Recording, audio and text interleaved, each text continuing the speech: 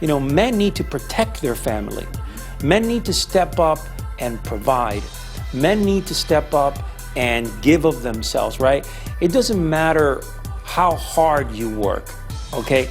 In the end, you could be a multi-billionaire, but if you can't defend your family when the time is there that you need to do it, okay, in my book, you are not a warrior. If you believe in each other and you understand that you are in this game together, that you are together as one, your marriage will continue thriving for many, many years. I can tell you that my parents have been like that and her parents have been like that. Okay, that self-confidence is developed through winning small battles daily. And obviously, the stronger you become, the more you're gonna be able to put out there.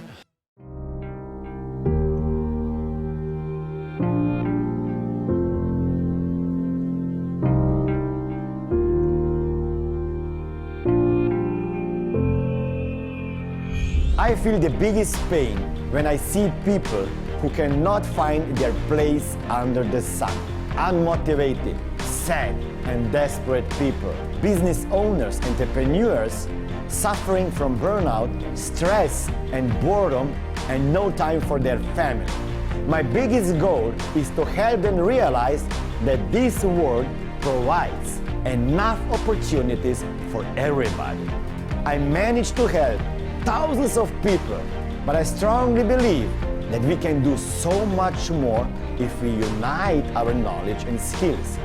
And this is the reason I started doing interviews with the best visionaries and world changers. Their inspiring personal and success stories are a proof that everything is possible. All you have to do is listen and learn. Together, we can change our lives and the future of this world. Hello everybody, this is Warrior Family and I'm Smillion Mori. Hey my friends, I know you are all here because you believe that we can all create and live the life worth living, but in order to do this, we must do something about it. And the purpose within this show is to bring you guests, friends, experts, and give you all the strategies, the success habits, the mindset, the belief system that can help you become the person you want to become, better mother, better father, better businessman, better salesman, better man, and create and live the life worth living. Today I have a special guest. He was superstar stockbroker. He turned into the police officer like me. He trained and studied Zen from the first American Zen monks in Japan, and he is master at different martial arts like Jujitsu and many others. As a warrior at heart and entrepreneur in spirit, Rafa created the Man of War. This movement is focused on forging men into warriors and getting them battle ready for all phases of their lives. Rafa continues to focus on spreading the Man of War movement to warrior-minded men from all walks of life through the Man of War podcast, speaking engagements, seminars, conferences, the Warrior Development Academy, and the Warrior Breed Camp, which is being launched in the first quarter of 2019. Welcome, Rafa. Awesome. Great to be here. Welcome, Great to be Rafa, here. to my show. I'm here in Miami, and you were born and raised in Miami. Yes, I was. Yeah. Miami is my hometown, no doubt about it. So how you became a warrior? Is this because the environment where you were born and raised, or? Well, let me tell you a little bit about my background. Yes. Basically, yeah, I was born and raised in Miami. However, my father was studying medicine at a very young age. I was 2-3 years old, and we moved to Spain. And throughout my between 2 and 13 years old, we traveled back and forth here to Miami from Spain, Miami from Spain. So I became a warrior-minded individual after I had an incident in Spain. And I decided from that point on never to let something like that happen to me again. And that incident, I'm going to go into it real quick. Basically, I was getting bread from my parents in the bakery downstairs, and 2 gypsies kind of approached me. They put a knife to my throat. And at that point, I froze, right? And I completely froze to a point where I was just, I couldn't move. And they took the bread and they took off. Now, from that moment on, and I walked up to my parents and I said, these kids, because there were kids, there might have been 12, 13 years old. You were I was 8 years old. 8 years. Yeah, 8 years old. And I walked up to my dad. I remember saying, these kids robbed the bread that I was bringing up. And it was a very powerful experience for me because I remember at that moment saying, this will never happen to me again, because I froze and I didn't do a darn thing about it. Only 8 years old. And from then on, I asked my father to, take me to all the karate movies, the martial arts movies, to put me into judo, and I started training in judo at a very young age. And it was for me, an experience that I decided to start living a warrior life, have that warrior mindset from that point on. How did you come up with the idea to train martial arts, and you were only 8 years old? Well, at that point, Bruce Lee was very popular. Bruce Lee, yeah. And I remember my father taking me to the Bruce Lee, movies, and me sitting there and me rooting on. Yeah, that's what I want to be. I want to be able to beat the bully. I want to be able to stop bad people doing bad things. So that was my whole element. I always wanted to be that person that was going to stand up for the innocent, that was going to stand up for the innocent souls out there. And I started training from a very young age, and from there, here I am, 35 years after that. I've been training martial arts since then. And then you got into the stockbroking business. Yes. How that happened? Well, basically, at that early 90s to middle 90s, I realized that the stock market, I always had a little bit of an affinity for the stock market. I had looked at the stock market as something that was very cool, the money going up and down. So I said to myself, you know what? I can use my warrior mindset, all right, to not only to fight people, right, but to use it for something very powerful, right? To manage money, to manage people's livelihood, to manage, hedge funds, to manage mutual funds, to manage stocks. And the movie with Michael Douglas and Wall Street had just been out a few years prior, and it was a pretty cool movie, man. The guys with the suits, walking around, and it was pretty cool. Like, hey, millions of dollars, so. Yeah. So I was like, you know what? I'm going to give this a try. So I went, I got my certifications. Now, when I came up in the 90s, it was much different than it was now. I went in basically to a very small firm, and I remember when I walked in, the owner of the firm sat me down like you and I are talking here and said to me, son, you're only 20, I don't remember, 24, 25 years old. Are you really ready to take this on? Because if you are, you're going to be a millionaire in a couple of years. You're going to be driving. You see those Ferraris that are parked down there? You're going to be driving those Ferraris.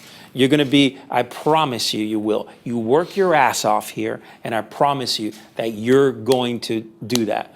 So then what I did was I said, you know what? I'm going to give this a shot. So I started working, but I remember their techniques and their tactics. Whew, I got to tell you. All right, we did not sit down. They did not let you sit down. You were on the phone, and you were pitching, and it was a situation where you were constantly dialing numbers, and you were just learning how to close people. It was a numbers game. And I remember it was just a machine. You were going out there, and you were going out there constantly. I mean, 12, 15-hour days. I mean, it wouldn't be absurd to be in the office at 1 o'clock in the morning speaking to people in Singapore, speaking to people in other areas of the world. Initially, when I first raised a couple of $1 million, most of it came from the United Kingdom. Most of it came from overseas, yeah. So And I started developing that mindset, and it was a very, very strong mindset that I was developed in, and it was a boiler room. It was a boiler. I don't know if you ever saw the movie Boiler Room on Wall Street, but it was like that. A few years of that. Then I decided to kind of branch off and open up my own independent firm, and we went from there, and things changed a little bit, and it was a little bit more honorable, a little bit more with etiquette. Now, not to make a short story long, but the reality is that when about 10 years into this, I was, I was doing very well, financially, and my wife, my beautiful wife right there will tell you, that when I told her, listen, I want to do something good that I've always wanted to do. I want to help people. I want to be able to really, really be out there and be a warrior. I want to give of myself more. I want to be able to protect the innocent people. I want to be a police officer. Strange And down from the stockbroker to police officer. well, you're talking about living here, right? Financially and stability, and then just going right down here. And it took a lot of strength from her and from my family. What was the main reason and trigger? It's something right here. I wanted to do something meaningful. I wanted to do something that I could really, in the end, leave a legacy. And my goal, believe it or not, was to work drugs, to work narcotics undercover, which in 2 years, that's what I did. I was assigned to the DEA. I was assigned to task forces that worked narcotics. I worked narcotics undercover. I did a very big case that went international with the Veterans Affairs Hospital, and I worked that for a year. And I did some very good things undercover. I made the SWAT team. I did some very powerful things. For me, anyways, they were very powerful. But the reality is, as a police officer, even in this country, I mean, you make a living, but you don't make a living to where I was so comfortable living before. You're talking about a 500% drop, in income. So that took a lot from us. And one thing, though, that I did have my entrepreneur spirit. So I did open up a martial arts school after that, and that was something that kept us, above water and kept us, and then I decided, I need to do something even more meaningful. I need to go out there and start a movement, something that I had seen. And let me tell you what I had seen. I had seen men get emasculated in this country. I've traveled all over, and I've taught all different types of police officer, military guys, security guys, and firearms and fighting and knife fighting. And more than anything in this country, what I found was that men were getting emasculated. And the alpha male, that warrior mindset, just wasn't there. Most guys, in a situation where the shit hit the fan, okay, like bad things would happen, they would run into a corner, and hide, right? And I said, no, this is not, the way that men are supposed to be. Men need to protect their family. Men need to step up and provide. Men need to step up and give of themselves, right? It doesn't matter how hard you work, okay? In the end, you could be a multi-billionaire, but if you can't defend your family when the time is there that you need to do it, okay, in my book, you are not a warrior. You're a successful businessman, but that's it. That's your box. That's what you live in.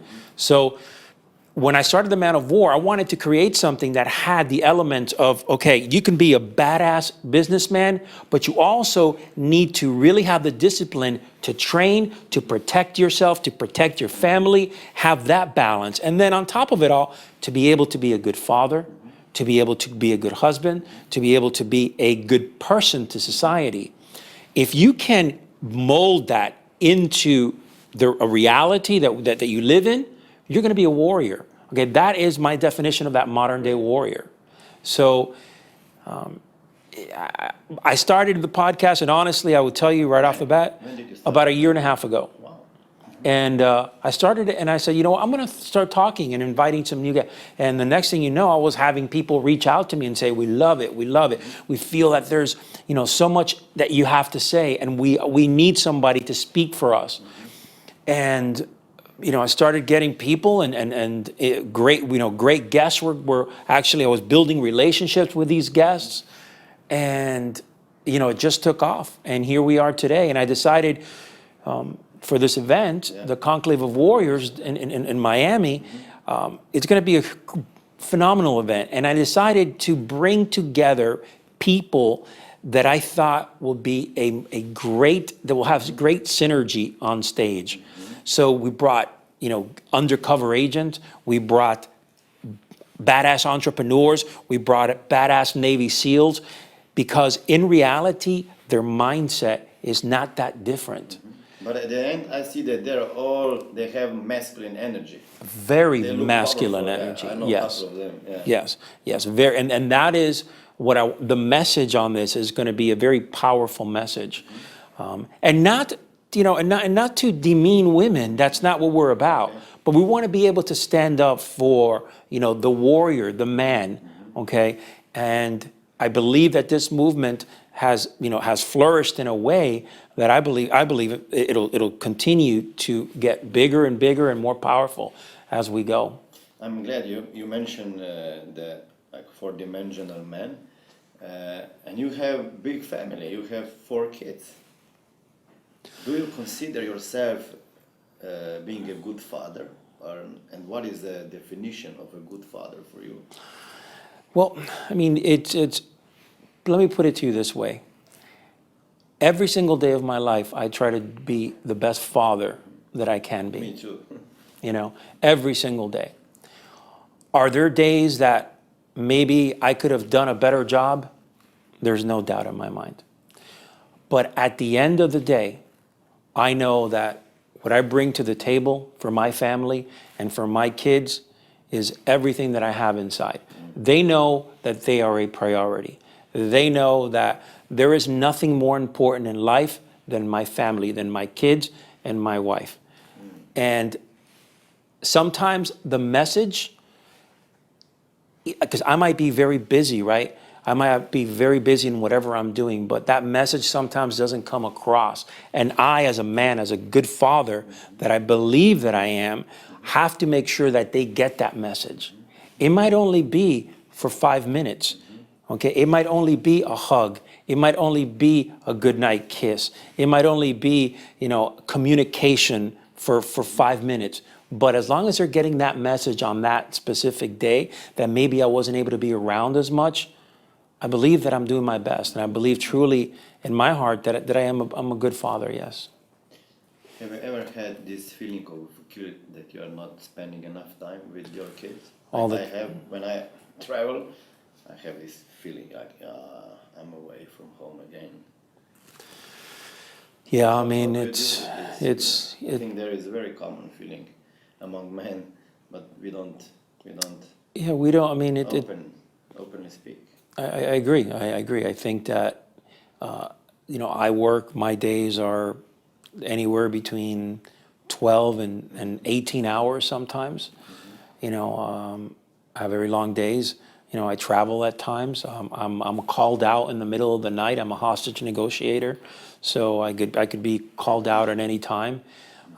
And so, yeah, I do feel. And then the times that I've traveled teaching overseas, and of course, I mean, there is that disconnect, even for a day or two. I feel like maybe I should be there more, no doubt. I agree with you in that. But what I do, I'll tell you what I do. What I do is when I come home, I make sure that no matter where I traveled, I made sure that I have a full day with my family and that I don't do a darn thing, that everything is focused with my family, whether it be spending time together, going to the beach, having a picnic, going to a movie, and then going to dinner, or taking them to a museum or whatever it might be. For me, I feel that is a way that I can kind of make up the few days that I was gone. It doesn't always work perfectly. but I know that I'm giving it my best. What is the hardest thing for about being a father for you, running a business?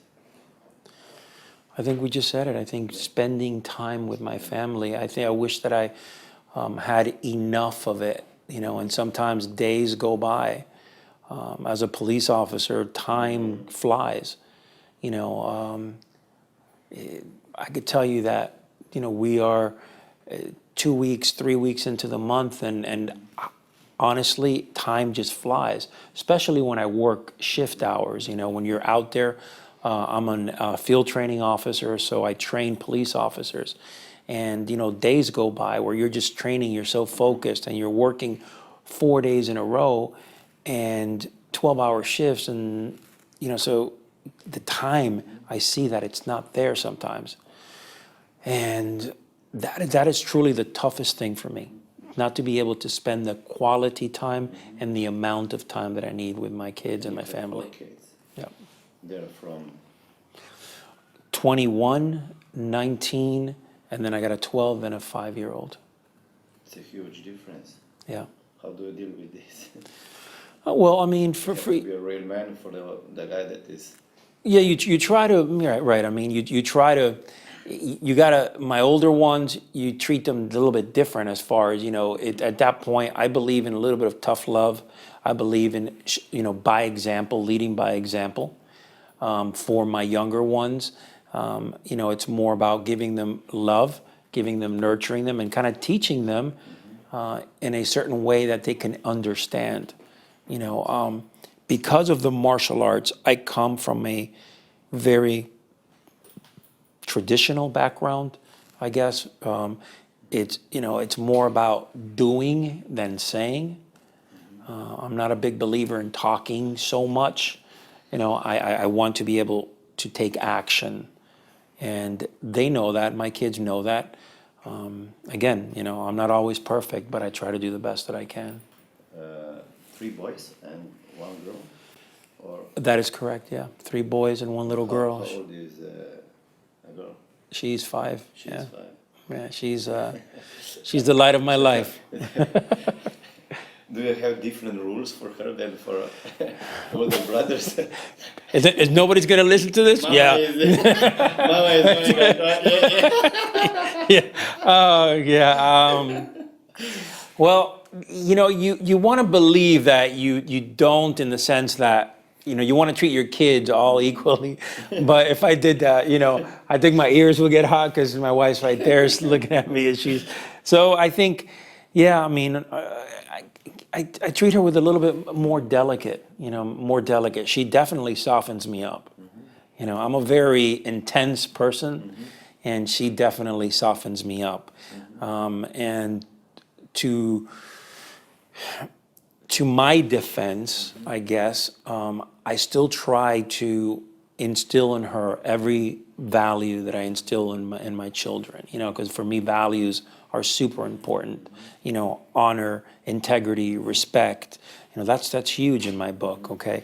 And we do that, but it's not just me. It's my wife backs me up, and, if I didn't have her around, I couldn't really be sitting here with you talking about kids, because she really does so much, really so much. And she leaves the table open for me to be able to be a father. So with my daughter, yes, I'm a little bit more delicate in the way that I treat her. You mentioned your wife, she's sitting there. What about being a husband?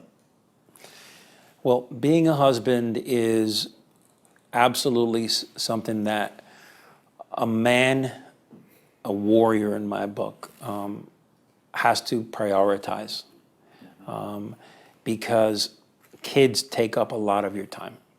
Trying to be a great father, trying to be someone that can truly balance their life.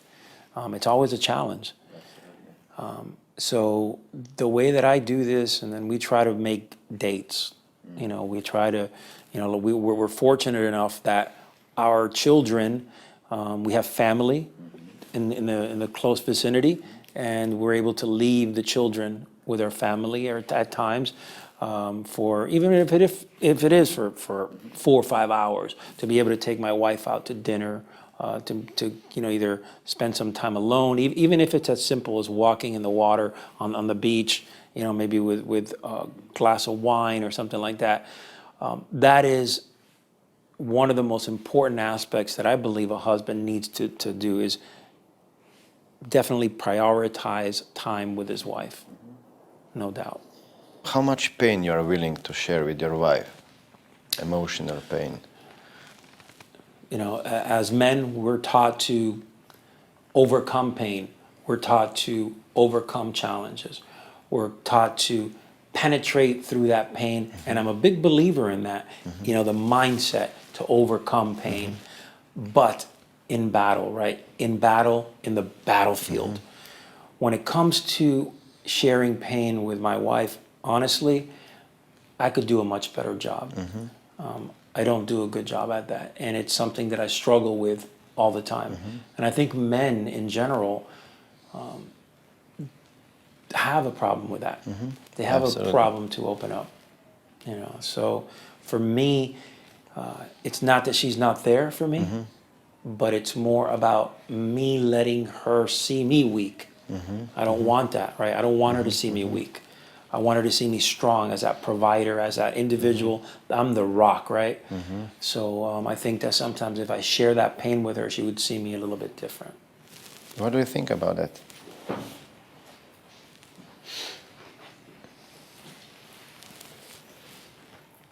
So we didn't plan this, but because we have you here, what do you think about what Rafa told us?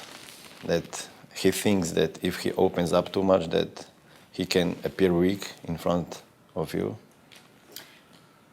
Well, we both come from really traditional backgrounds, but the really nice thing about both of our families is that we both have very strong mothers, we both have very strong fathers. My father's a pastor, his father's a physician, so they're in the business really of helping people all the time.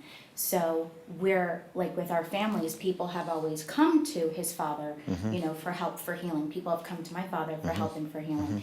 And so, and our mothers have individually have been instrumental part in supporting, their husbands, our fathers. So I know it's important for him to be seen as a protector and a provider. It's important for me that I can see my husband as a protector and a provider. But part of what I love about him is when he does share with me, and he's not really big on words. He's definitely bigger on actions. But when he does share with me, what's so great is that it's like, okay, finally. I can be there for him. I can do something besides, cooking a meal or, facilitating something for the children or for the business. So I can be there for him emotionally because it's really hard for him. It is hard for him because, being on the street, even a baby died in his arms. I didn't find out about that for like 3 weeks. It happened a few years ago. And, certain things, for men, it's like there's a part of it where I guess, people have PTSD or something like that, and not that he doesn't have any of those issues or anything like that, but sometimes when you vocalize something, it makes it real, and he's so much of the mindset that we just have to push through this and then it's over with, and we do this and then it's over with, and then he's very disciplined like that. So any challenge he faces, anything like deciding to become a police officer, anything he wants to do, he decides he's going to do it, and he goes past it. So if it's a struggle that he's happening, it's not really a struggle for that long. He'll figure out a way through it. He'll figure out a way, to get over it. And then maybe I'll hear about it a couple of days later. And it maybe was something that I didn't necessarily, thank you, I didn't necessarily, need to hear about it. But, he's definitely, I guess his mindset is that, in a lot of ways, sometimes I guess he wants to protect me. Like, I don't need, he doesn't need anything. Just like, maybe something with the kids, maybe one of the older kids, had something going with a girlfriend or something like that. And, I don't have to tell him everything. It's okay. You can only hear the good stuff sometimes. So, I protect him from stuff, too, I guess, in my own way. But, and I think also... Great share. Yeah. Thank you. You can stay if you want. and I think that also, before you... I think that the main thing here is I'm on the street protecting all the time. Yes, of course. So I'm constantly in that authoritarian mode, that mindset. And it's difficult at times to switch the hat and to be able to tell those stories. Because what I see on the street is very bad things. I mean, I work in another department now, but I worked over 10 years, almost 10 years, at one of the most violent cities in all of this area, okay, actually in the country.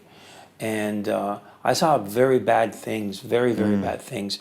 And, you know, sharing it was almost impossible. Wow. Absolutely, You know, I believe because, you. you know, it I was there almost too. impossible. I get angry. I'm like, why Yeah, didn't you take everyone absolutely, to jail? yeah, shut up. You know? Yeah. Yeah, I get, sometimes when he'll tell me a story about something that's happened at work, I get confused because I think of my vigilant mind and he has to think in terms of what the law is and his perimeters with the law, and I just think as a mother what I would do, and it's definitely very different than what the law actually is, so. So it's not that if we cry, we are weak? We were taught not to cry. We were taught, yeah. I mean, that's the way I came up also, you know. And- A man doesn't cry. And why there is so much suicide out there between men and alcohol? How do you fight stress? I like to work out, but more importantly, I like to teach. Believe it or not, for me, teaching is an outlet. I think that overall, when I teach and when I project that energy into teaching and helping others, it kind of de-stresses me. I'm constantly on the go, so I'm thinking on my feet all the time. And when I lay my head on the bed at night, sometimes I read every night. I've been reading since I was 12 years old, every night. I have never missed one night. No way. Well, let me rephrase that. Maybe when you were pregnant and we had the baby, you know. Maybe Cadence was a bit- Yeah. Yeah, You missed. yeah. But for the most part, I have read every single night of my life. I make sure that I read 20 minutes to half hour before I go to bed, even if I'm getting 1 hour of sleep.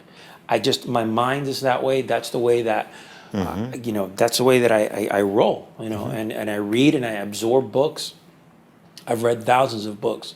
And for me, that is a de-stressor also. So between working out, teaching, okay, and remember, one of the things that I didn't mention was that I come from right now I work in a very violent city, in a very, very violent area also, where I could come in, do a 12-hour shift, and right after work I go teach kids that are between the ages of 6 and 10, 12 years old. Wow. So I have to turn my hat from being in this violence to being, you know, a good teacher for kids. kids, And yeah. so it's difficult, no doubt about it. So you mentioned you're reading before you go to bed. What about in the morning? Do you have some morning rituals? Yes, morning rituals usually when my shift right now, I get up very early. I get up at like 3:45 in the morning to go to work. Okay, so I'm usually on my shift days. What I do is I'll go to the martial arts school. After everything is done, I'll do a little workout after that. But for the most part, my morning on my shift days is just going to work. That's my entire day. But when I'm off, my ritual is I get up in the morning. I like to meditate. Okay, I like to sit and breathe for anywhere between 10 to 15 minutes. Okay. Just reflect on my day ahead. I also, the next thing that I like to do, I'll go to the gym. Okay, I work out in the gym. After I come back from the gym, my wife feeds me some very interesting concoctions of minerals and all sorts of, you know, vitamins and That's why he looks so. you know, so she does that. I drink that, eat that, and I'm pretty much ready to go. I'm not a big breakfast eater, so I kind of bypass breakfast, and then I'll get into my work zone. You know, whether it be responding to emails, whether it be you know talking to my team for the website or interviewing people for the podcast. So I have my entire month planned out what I need to do every single day. So usually at night when I'm done teaching, my favorite thing when it's another de-stressor for me is I come home, I put my feet up, and my little 5-year-old daughter just comes into my arms, you know, and just lays there. We put on, I know people might say, oh, you watch TV, whatever. I watch TV. We watch movies all the time. I enjoy it. You know, we enjoy it as a family, watching movies together. We're on the couch. You know, I mean, that's our thing, you know, and we bond that way. We love movies. I'm not big into telling the kids, hey, you can't watch TV. No, I mean, I'm not into that. You know, the reality is it's going to be out there one way or the other. You can find things all over social media. And, you know, so. Where did you meet her? I met her in a restaurant. I was a stockbroker. And I was actually out with a bunch of stockbroker friends of mine. And, you know, stockbrokers are pretty loud and, you know, well-dressed guys, you know, we're out there. And I saw her walk up and I said, oh, I got to go speak to her. And with the second that I went and approached her. She was a guest in the... She was at the restaurant. So she walked and then I met her on the way out and I basically started talking to her. And What did you say to her? Do you remember? I think the conversation was more like... He was really I was in advertising, and we were doing a photo. We had just finished up a photo shoot at the restaurant where we were, and we were staying after to talk to the owner for a minute. And he was talking to the guy next to me, one of the guys that I work with. So I guess he was talking to him to get to talk to me, but I didn't really pick up. That was in your mind. What was in your mind? Oh, my mind was to get to know her right off the bat. And you know what we did? I said something pretty charming, if I don't remember. What did you say? Yeah? I don't remember exactly. But I like said this something. conversation. Yeah, I said something to the extent like of,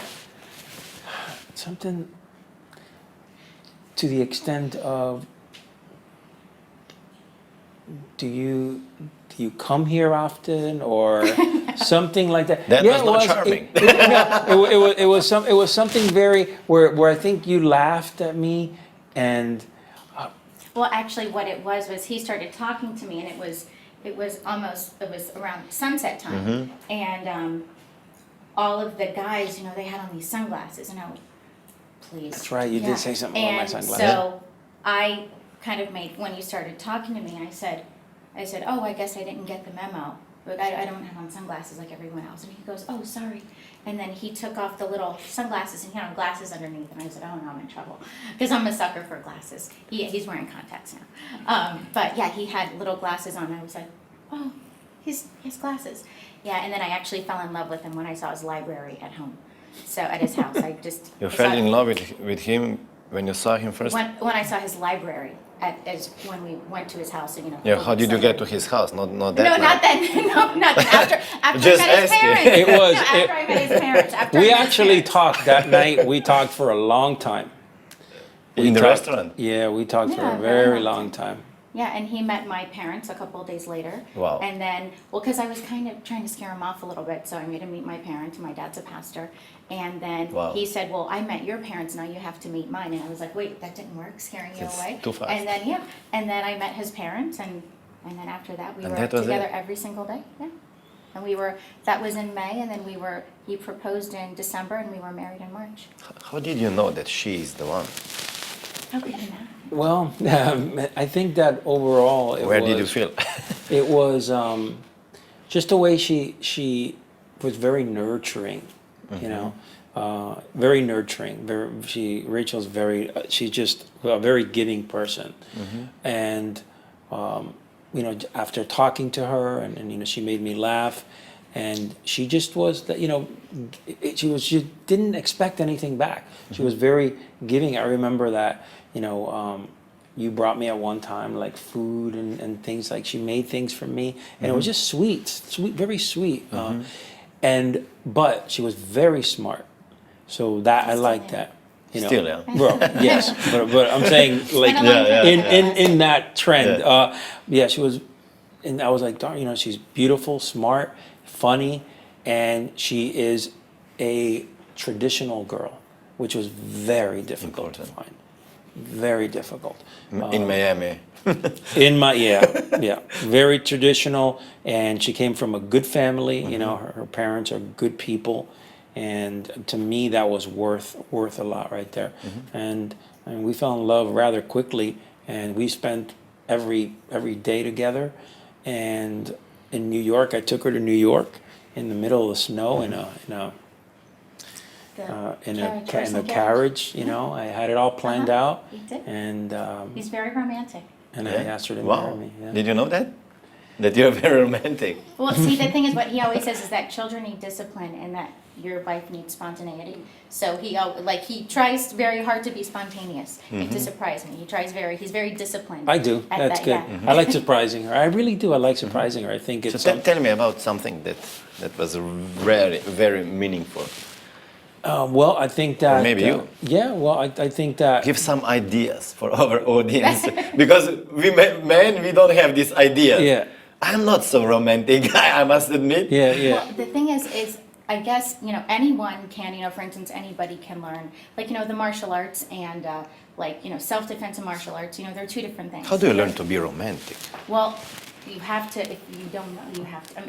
Some people are naturally, but I think anybody can But give the air of I think romance, most of if the they men, we try. have to teach how to be romantic. I think that you have to be creative. Okay. Okay. I think you have to be creative. The reality is that everyone can be romantic, even if you're not romantic, at a heart, but you can put yourself in a romantic moment. I think creativity, spontaneity is very Great. good. Now, I'll give you an example. When I asked her to marry me, okay, I planned everything out. I made sure we went to a nice restaurant. I made sure that and she had no idea that I was going to ask her to marry. I Of had no course, idea. there was no No idea. So this was more like, hey, let's just go to My New whole York. family knew. And for me, I am a romantic at heart. And what I mean by that is I like to be in, I guess, the environment around me. I love to be like, remember when we went to the play and so let me the back Broadway up a little shows bit. and I set up a restaurant. From there, I knew that it was going to be they were going to take us to the Horse and Carriage, which was in Central Park. Central Park. Okay, and we went in, we ate, we had a great time. She had no idea where we were going after that, and for me, my heart was like, pumping so fast, and I knew at that moment that I was just like, this is what I want. I want to feel this. And we went into the Horse and Carriage, and we were riding into the Horse and Carriage, and we were, galloping. And then I remember it was snowing, little flakes of snow. It was almost perfect, like movie. It was. And I went around in the front, and I got on my knees, and I asked her to marry me while we were moving. And it was very powerful at that moment. And Really hard to top, but it's definitely hard to top that, for sure. yeah, and it was something that was almost surreal. It was almost like you couldn't believe it. I mean, the next day we went to a play, and we were out in in the middle of New York City, and like we jumped on a guy that was the bicycle. He was doing the I forget. you know how they ride the Rickshaw? bicycles, Rickshaw? yeah, and you sit in the back because we were running late for the play, and we were and we just were in the middle of Manhattan. Everything was going around us, and just having her in my arms, and it was just cold, and to me that was perfection. Yeah, what's I think one of the things about being romantic is that it's not just those times, it's all the other times. It's when he puts gas in my car. Like for me, that's romantic. Believe it or not, that's romantic. It's I'm not really big, I'm not one of those women you have to help with the dishes because Okay. I'm not one of those. Or, I don't let him cook. I mean, maybe he'd want to sometime, but I don't, that's not the way that we do things. But he knows that it's, putting gas in my car to me, that's romantic. Picking up his socks off the floor to me, believe it or not, that's romantic. Getting me a glass, handing me that melted my heart, So with certain things, if you know people, like if you know their love language, not every woman, their love language is, flowers and a trip and things like that. You have to know what their love language is. You have to know for instance, some women just words of affirmation. I believe in you. You look nice. You're a great mom. To one woman, that might be the same thing as, getting flowers. Another girl, maybe her father always spoiled her with jewelry, so you're never going to be able to top that. I mean, I have girlfriends like that. So their husband can never top what their father did. But the way that, my father always set things up is, he was always, I'm the youngest of 4 girls, so he was always very generous with us, but we always knew that it was going to be our husband's job one day to do all the things that, our father was doing to protect and provide and give us gifts and all those things. But it's really important, he knows my love language, he knows what that is, and it's not, trips are great and everything, like he's more of a big, I guess you'd say like a big gesture person. But for me, it's amazing and I definitely enjoy it, but I'm not necessarily that type of person, all the time, like for me, little things. How long do you know each other right now? 16 years. 16? What is the secret recipe for long-term relationship for you? Ask our parents. Ask our parents, I guess. Well, both of our parents have been married. I mean, how long? Your parents just celebrated 50 years, and my Wow, parents are congratulations to them. Yeah. So what do you think that 55 years. it is their secret recipe, your parents' secret recipe, and your? I really think is communication and just really believing in each other. I think that sometimes people grow and they separate. I see a lot of, and don't get me, I don't want to say this the wrong way, and people start saying, well, no, but I'm very straightforward. Just like I speak, I'm very frank. I think that sometimes, the separation of, the woman and the man, they start stemming because the woman wants to outdo the man in business. The man wants to outdo the woman in business. And then you start separating, and I see this often where it's a competition between the two. It's like, oh, my business is doing better than yours, my business is doing better than yours. So there's a disconnect there. Instead of being together and being solid, right, and believing in each other, that disconnect happens in our society, unfortunately. And I go back to emasculation of men. And it gets to the point where men just say, okay, you know what, I don't want to do this anymore, and they back off. Right? And I think when you back off, that's when the marriage starts going one way. And that's how marriages end. And I think that I don't have the recipe, but I can tell you that if you believe in each other and you understand that you are in this game together, that you are together as one, your marriage will continue thriving for many, many years. I can tell you that my parents have been like that, and her parents have been like that. Well, also, I think that the key to a loving relationship, any type of loving relationship, but especially marriage, is love and respect. And, so many people say to a man, oh, well, you have to treat, how you treat your wife someday, someone's going to treat your daughter like that, so you have to treat your wife well. But people never say that to women. How you treat your son someday, would you be okay with his future wife treating him one day like you treat your husband? People never give that analogy. And it's, we're raising men, we have boys, we're raising men. And I'm very careful that they have a good example of how one day a woman should treat them, and also how, they should treat a woman. And it's very important. It's not just to say, you have to act with respect. No, you have to model that. And, people always tell, oh, your husband, oh, you have to love your wife, you have to do this. But people don't necessarily always tell women that, just like, for instance, if someone were to say to me, oh, well, do you love your husband? Yeah, I love him. Well, do you respect him? Well, no. But if someone said that the other way, if someone said, do you love your wife? No. Do you respect her? Yeah. Well, that would break my heart. And the other way around, the respect thing, that would break his heart. And knowing that when, a man says, I love you to a woman, and a woman says, I respect you to a man, and that's a man's version of respect. And the thing is, respect doesn't always mean that I have to say yes and he gets his way. Respect isn't a bad word. It's knowing that, when I give you the respect and I allow you to, I allow him to make the decision, he bears all the brunt of that. It's like, for instance, if we're going to Disney World, not like this ever happened, and he wants to take I-95, and I say take the turnpike because it's faster. And we're not gonna, I say, I'm not gonna die on this hill, I'm not gonna argue about it, take whatever way you wanna take. But if we get there 10 minutes late for the reservations, don't be angry. It's, so it's, Yeah, and just like with little things, it's, the respect factor is people, forget, especially now, that's an issue with, men being emasculated. I mean, it shouldn't be a fight, certain things like that, shouldn't be a fight to, just give the love and respect. And don't get us wrong. I mean, we argue. Absolutely. Okay. So who we wins? argue, Who wins? and sometimes we argue heated. I have strong beliefs. She has strong beliefs, and we don't. Our beliefs don't go apart. But it might be about a specific subject. It might be about something very specific. But in the end, you have to understand that just because you are together doesn't mean that everything that I see and that I believe in, she's going to back me 100%.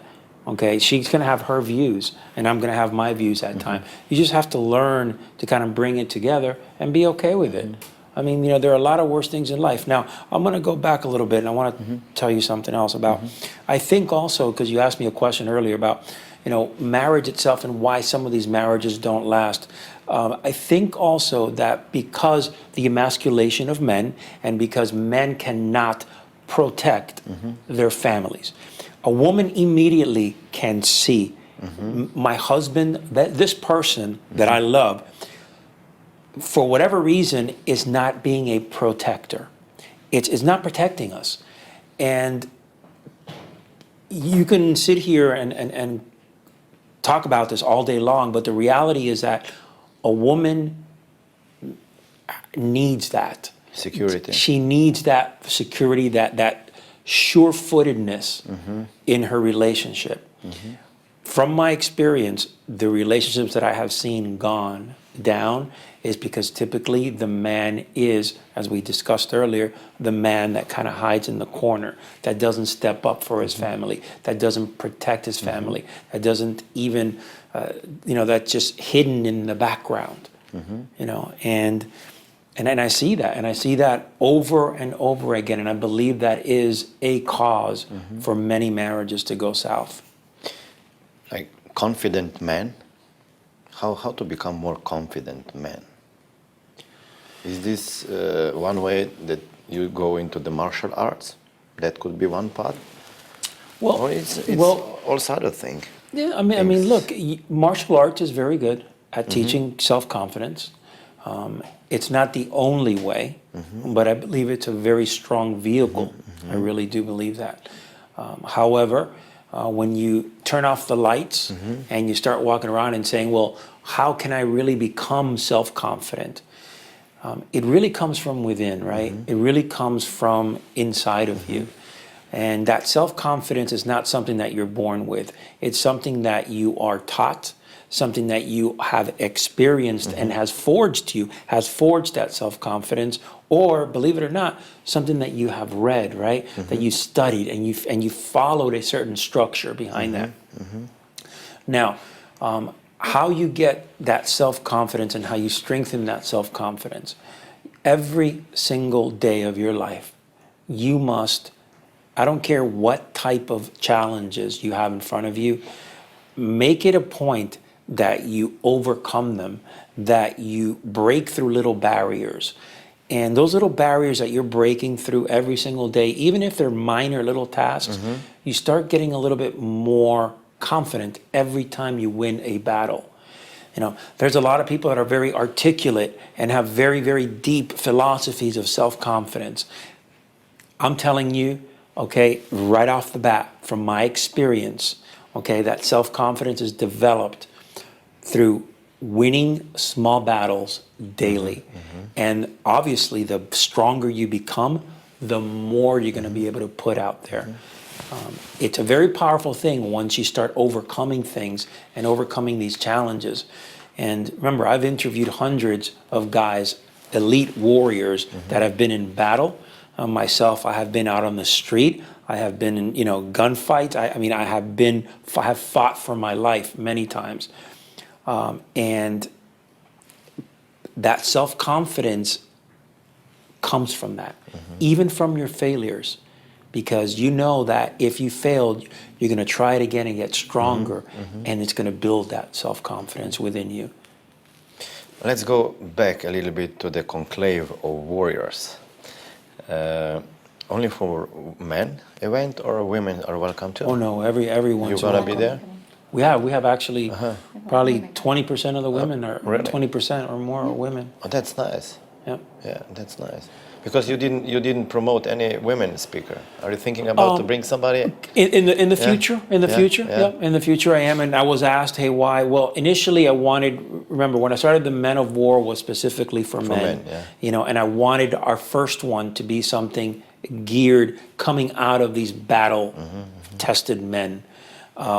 And sincerely, I felt the synergy between these guys was very powerful. Yeah. And on stage, I really believe that is going to be a very powerful and dynamic way to get that message out. And so I was very specific on who I brought together. So this wasn't just like, hey, let's use go come. No, I'm very specific on who I brought. But yes, in the future, I absolutely will bring in female speakers, no doubt about it. So what you will teach them at the event? What skills? Only soft skills or business skills too? Well, this is going to be a well-rounded event. We're going to talk about strengthening the mindset. We're going to talk about self-confidence, how to create self-confidence, how to instill self-discipline in your life, okay, which is something that's lacking nowadays. All right. How to lead yourself and how to lead others around you. We're going to talk a little bit about fitness, how important it is in your life. And we're also going to discuss about, I'm going to go personally deep into what the warrior mindset is all about and how somebody could really affect and implement that warrior mindset in their business and in their regular life. In the end, it's going to be an event that's going to be for entrepreneurs and it's going to be for warrior-minded individuals. Because in my book, an entrepreneur is a warrior, right? I mean, you're out there fighting every day. Every day, there are battles in life. So I believe that these guys that are battlefield tested, and along with guys that are, businessmen, businesswomen, that connection is right there. You cannot separate the two. So what is warrior mindset in your book? Warrior mindset, to me, the way that I translate it, in the way that I believe in my heart what it is, okay? The warrior mindset is about strength in your heart. The type of strength that is unwavering, the type of strength and the power that you put out by focusing on whatever might be in front of you and overcoming it. And overcoming, whether it be challenges, obstacles.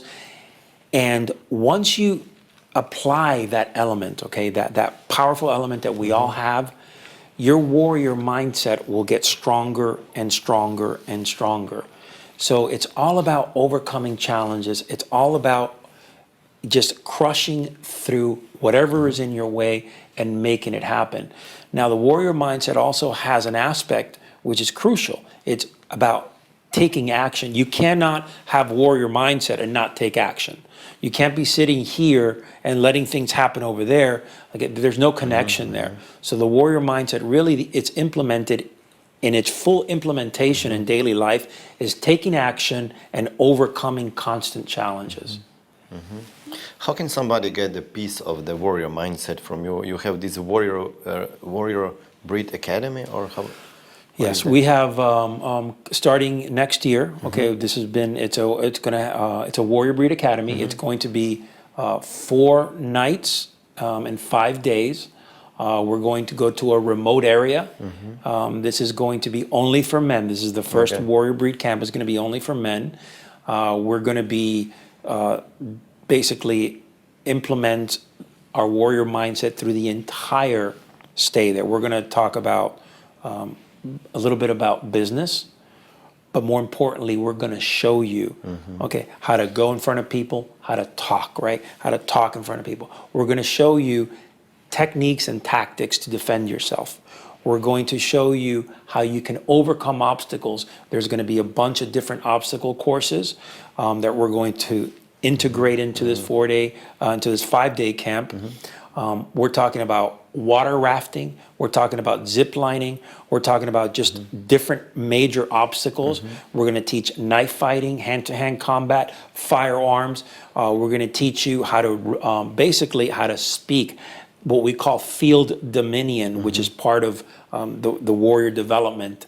Okay, field dominion is how do you carry yourself in business? How do you carry yourself in life? It's about that self-confidence attitude, self-confident attitude.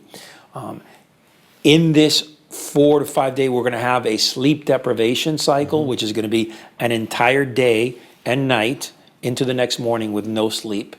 And it's going to be about a brotherhood, about building and leading your brothers through these obstacles and through these challenges. It's going to be a mind-boggling, powerful event for men. Great. Who is going to lead the camp? You will Myself, have and we're going to have some other instructors. Yeah, we're going to have a cadre of 6 instructors, all battle-tested instructors, all guys that have been there and have done that, no doubt. What is the biggest challenge right now you're facing in your business? It's notoriety, getting it out there, right? More people need to know about it.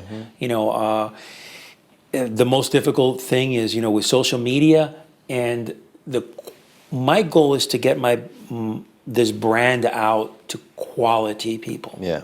You know, I'm not big into having, you know, people to follow you and like you, whatever, just for the sake of it. I want good quality people.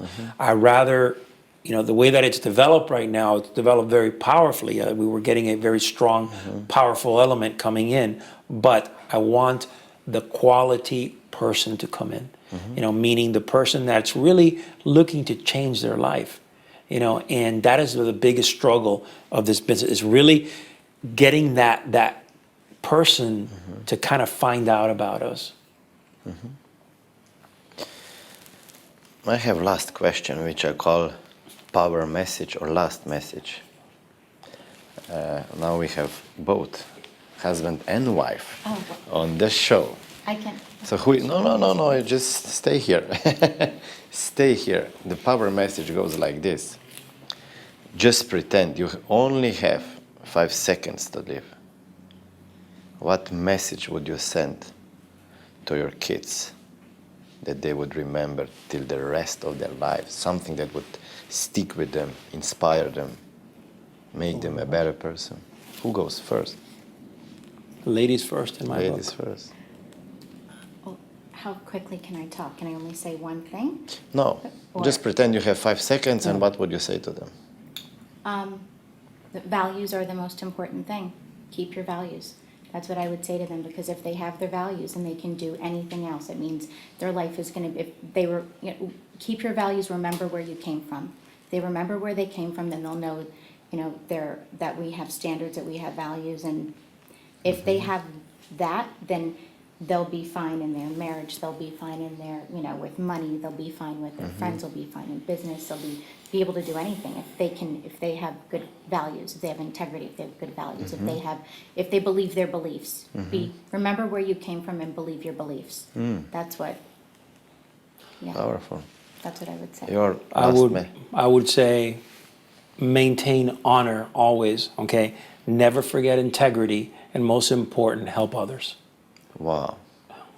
Thank you very much. It was Thank a you. pleasure Great to to have be you on on. my show. Pleasant surprise. Yeah. So, my friends, find your values, create your values, live your values, be honored. Be honored about life. Be honored, you know, have that honor with you all the time. Have that honor with you all the time, and I'm going to see you on the next show. And make sure you check Conclave of Warriors, go to the event, listen to the Man of War podcast, and I will see you there. Bye-bye.